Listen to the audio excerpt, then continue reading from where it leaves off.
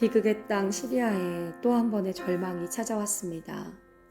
지난 6일 튀르키예에서 발생한 규모 7.8 강진은 국경을 맞대고 있는 시리아 북부를 뒤흔들었고 14일까지 확인된 사망자만 5,500명에 이릅니다.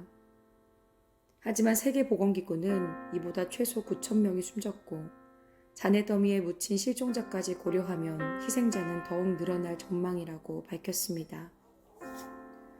시리아를 덮친 건 지진뿐만이 아닙니다. 2011년부터 12년째 시리아 전역을 휩쓸고 있는 내전은 미국과 러시아, 이란과 사우디아라비아, 튀르키예와 쿠르드족, 심지어 이슬람 국가 등 테러 단체까지 엮인 힘겨루기로 이어졌습니다.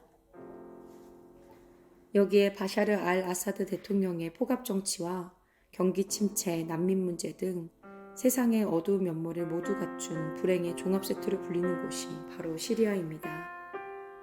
그 고통을 짊어진 건 다름 아닌 시리아 국민입니다.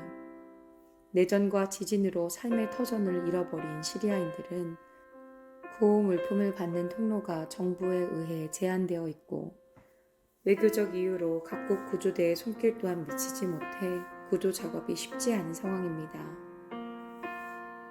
특히 이번 지진으로 튀르키예에 사는 시리아 난민의 어려움은 갈수록 커져만 갑니다.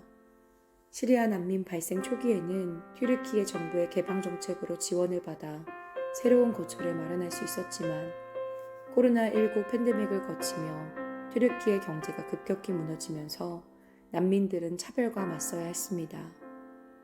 또한 2주 전 발생한 강진으로 난민들이 살던 아파트는 완전히 무너져 수많은 가정이 순식간에 길바닥으로 내몰리게 되었습니다.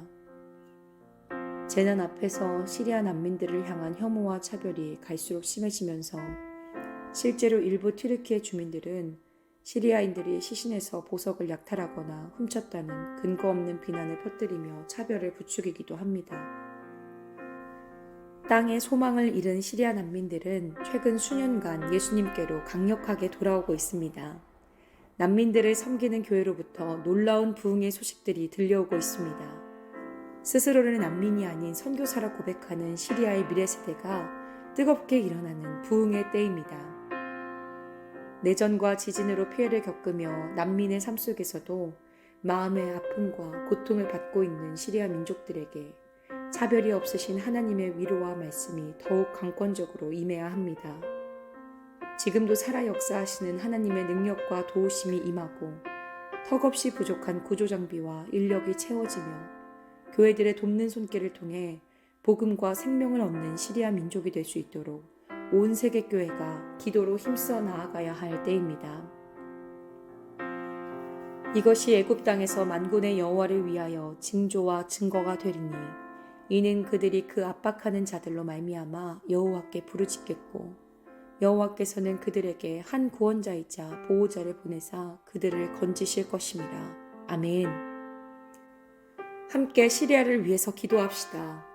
내전과 지진으로 큰 피해를 입고 지원 없이 방치되어 있는 시리아 민족들에게 돕는 손길이 임하게 하여 주시옵소서.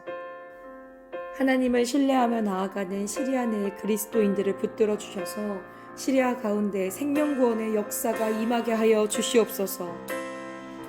온 세계교회가 기도함으로 시리아 난민을 향한 차별은 끊어지고 주 안에서 성령과 사랑으로 하나 되게 하여 주시옵소서.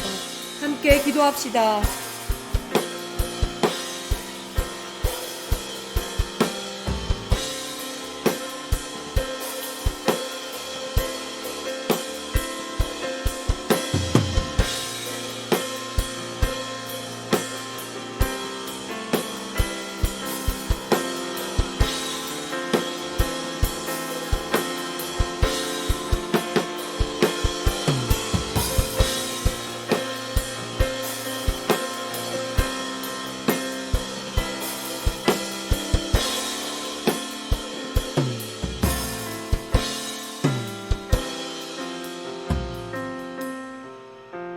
예수님의 이름으로 기도합니다. 아멘.